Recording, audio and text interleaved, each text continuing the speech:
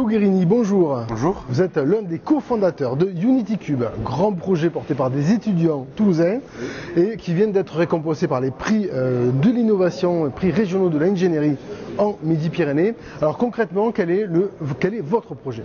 Alors le projet, c'est un projet qui est né, comme vous l'avez dit, dans les écoles donc l'INSA et l'ENSA en septembre dernier, donc septembre 2015, porté du coup par 6 étudiants des 2 écoles, qui en fait veut, le but premier, c'est de réutiliser des immeubles de bureaux vides en hébergement d'urgence, d'intégrer réellement en fait, de l'hébergement à l'intérieur d'immeubles qui ne sont pas à la base faits pour ça, en l'occurrence les immeubles de bureaux. C'est vrai qu'on a beaucoup d'open space, notamment à Toulouse, qui sont vides, qui ne sont pas utilisés.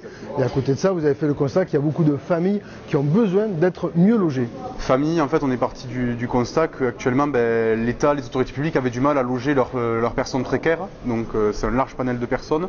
Et en parallèle, il y a ces espaces vides qui ne demandent qu'à être utilisés et qui sont une perte quand même pour les propriétaires de bureaux. Donc l'un à l'autre, on arrive en fait à créer un modèle où tout le monde trouve son compte et où en plus de ça, ça crée un hébergement pour les personnes qui en ont le plus besoin. Alors UnityCube, c'est un cube, comme son nom l'indique. Alors UnityCube, voilà, donc c'est quand on n'était pas encore trop formé, nous on voulait faire de l'aménagement, on ne savait pas trop encore comment le faire. Maintenant réellement c'est des boîtes à insérer dans des plus grandes boîtes, donc cette idée de boîte dans la boîte. Donc il y a les boîtes couchage, les boîtes sanitaires, les boîtes cuisine et après des espaces partagés qui peuvent permettre du coup à faire de l'accompagnement social par exemple. D'accord, donc c'est comme un jeu de construction mais en grandeur nature. C'est un Lego géant, autant de par les différents types de boîtes, mais autant les boîtes elles-mêmes sont des jeux de construction entre elles en fait. On part d'une unité palette en fait, d'une palette qu'on assemble entre elles grâce à une entreprise partenaire, Sofrinov en fait, qui a créé un module de construction qui nous permet d'utiliser le moins d'outils possible. Et en fait, on crée du coup nos boîtes couchage, nos boîtes cuisine de cette manière-là. Tandis que les boîtes sanitaires sont des boîtes préfabriquées typiques qu'on peut avoir dans les logements étudiants par exemple. Donc vous êtes accompagné par Sofrinov, qui est la société de Jean-Claude Escriva, qui est effectivement voilà, du côté de la Belge également. Alors aujourd'hui, vous en êtes où de ce projet étudiant ? Donc là, ce n'est plus un projet étudiant en fait depuis avril dernier. On a créé une association qui porte le projet. Là, on est en phase de comité de pilotage donc avec la mairie de Toulouse et la préfecture, où en fait on essaie du coup de monter une opération à partir de cet été en fait, c'était le temps qu'il nous fallait nous à la sortie de nos études pour être réactifs.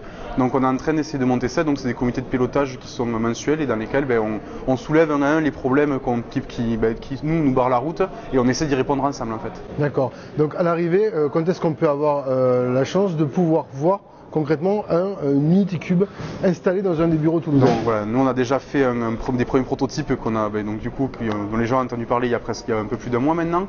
Et donc nous on pense pouvoir être réactifs sur juillet, mais là il nous reste à lever les derniers verrous en fait qui sont plutôt d'ordre légaux.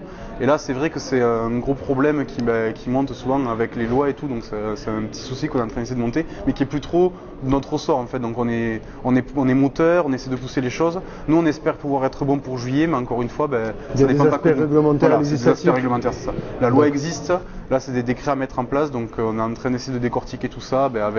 On a la chance de travailler directement avec le ministère ou la DIAL, donc c'est assez facile du coup d'avoir les informations de ce côté-là. Le ministère du Logement qui travaille également sur son projet qui est appelé à se développer en dehors des frontières de Toulouse. Oui voilà, l'idée nous c'est de monter une opération pilote sur Toulouse, de montrer que c'est possible, et une fois qu'on a réussi en fait cette opération et à un peu lever tous les problèmes sur Toulouse, l'idée c'est quand même de s'exporter et d'aller ailleurs. Il y a ce même problème est identique dans toutes les villes de France et il y a des bureaux vides dans toutes les villes de France. Donc, très bien.